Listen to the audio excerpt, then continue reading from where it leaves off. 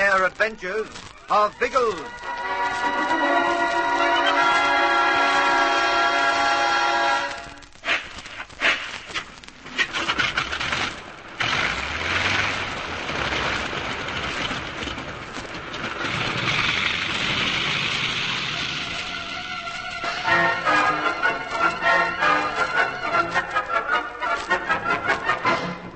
At last, Biggles has located the missing papers.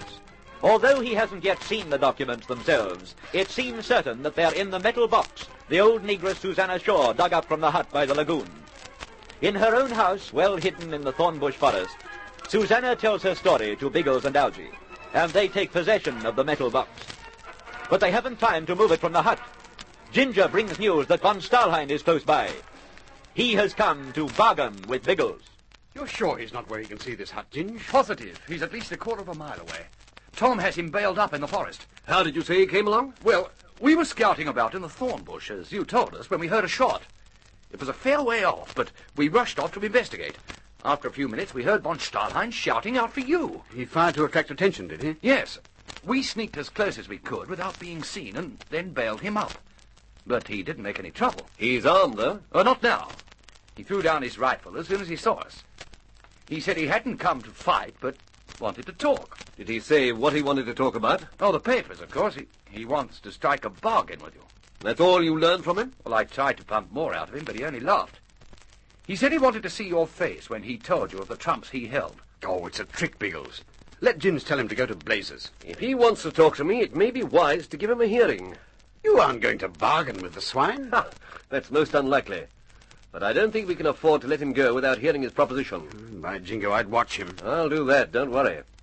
Ginge, did he seem to have any idea that we'd found the papers? I'm sure he hasn't, Biggles. Tom and I played dumb, of course. We acted as if he knew as much about them as we did. He's cunning enough to put on any act.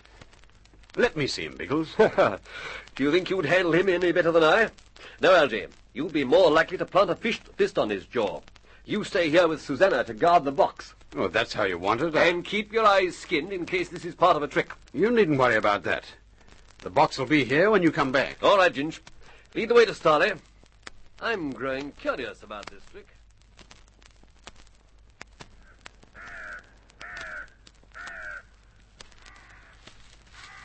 It's not far through here. As you can see, there's no sign of the clearing. No, that part of it seems all right. Give Tom a call when we're close enough, Ginge. We don't want to walk into an ambush. He'll hear us now, I think. Are you there, Tom? Hello! Everything okay? Yes, except that this blight has smoked my last cigarette. We'll make him pay for it one day. Keep your eye on him. He wants to know if Biggles is with you.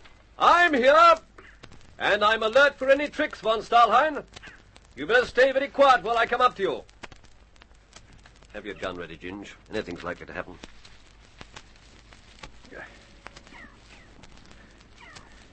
Oh, there they are.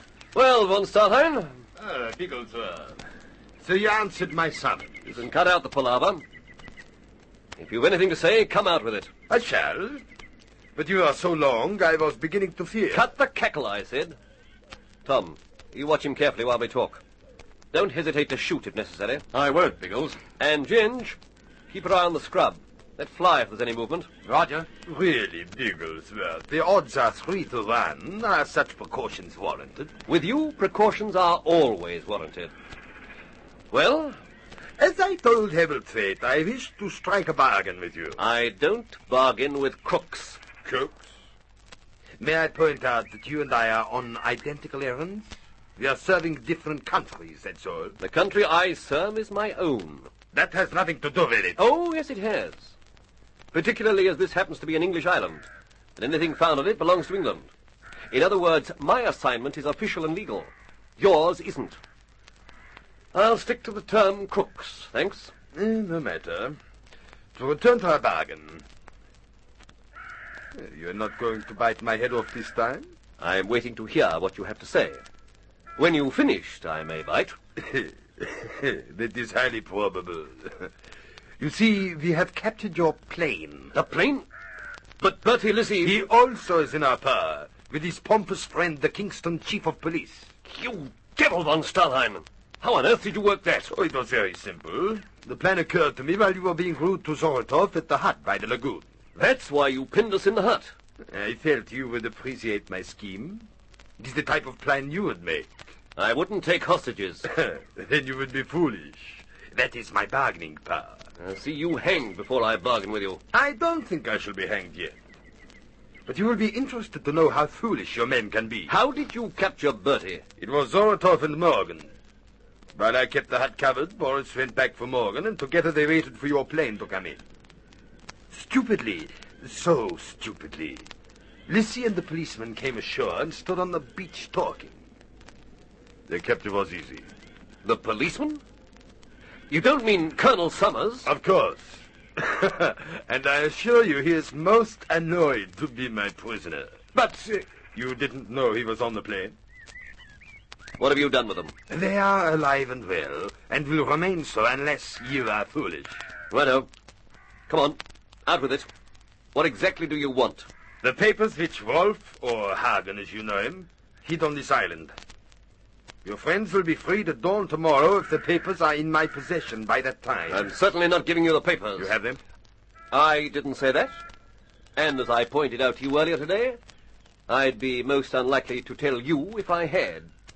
I wonder. You say dawn tomorrow. Suppose you haven't the papers by then. They will die. You see, I reasoned that you could do my work for me. You would have the remainder of this day and tonight in which to find the documents and bring them to me. But, of course, if you have found them already... You can forget that one.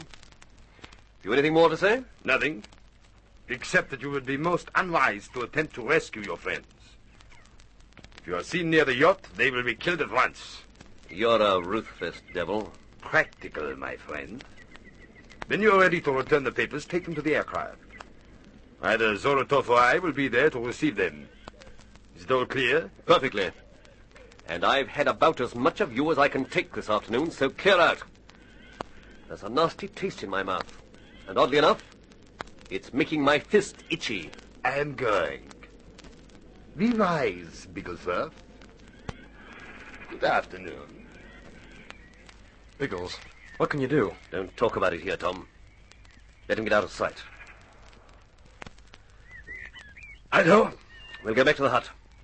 We've some thinking to do.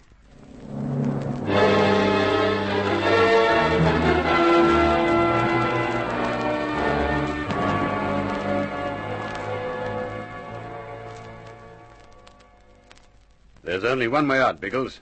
What's that? Hand over the papers. Oh. We can't leave Bertie and old Summers to be killed. We're not going to give up the papers, not after all the trouble we've had to find them. No use being noble about it, Ginge. He holds the cards. Bertie and Summers. Then we'll have to get them away from him. It's at least 14 hours. We can do it. How? By tackling the Beagle, of course. Good grief, there are 4 of us. We should be able to put up some sort of a scrap. But don't you remember what he said? If any of us are seen near the yacht, Bertie and the chief will be killed. Ah, he was bluffing. He put up a darn good fight to hang on to them, but I don't think he'd kill them. With von Stahlheim, Ginge, you can't rely on that. If it would serve his purpose, he'd kill anyone. But how would this serve his purpose?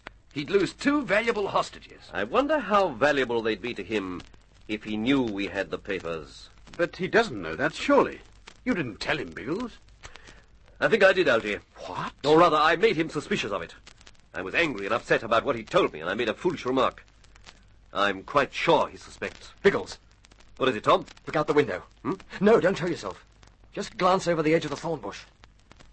I can't see anything. I saw a movement just now, as if a man ducked from one bush to another. I'm sure there's someone over there. Did you see who it was? No, he moved too fast. It's what you were saying, Biggles. Von Stahlheim suspects we have the papers. He sent someone to find them. Or spy on us. But we'll trick him. Algy, you and Ginge stay here. Guard the box. Roger. Tom, you come with me. We'll walk over casually as if we're heading back for the coast. Then, when we're close enough, we'll dive on this bloke. Righto. I'll lead you close to the bush where he's hiding. Good. Now talk about something quite different. Don't let him know we've seen him. And because of that, they made me a sergeant. Oh. Actually, I was too young for promotion, but Colonel Summers thought I could hold down the job. To your right, Biggles. That dead bush. Good. Stand by to jump in. Do you like the work, Tom? Must become very hot out here in summer. Oh, it's not too bad. Now, get him, Tom.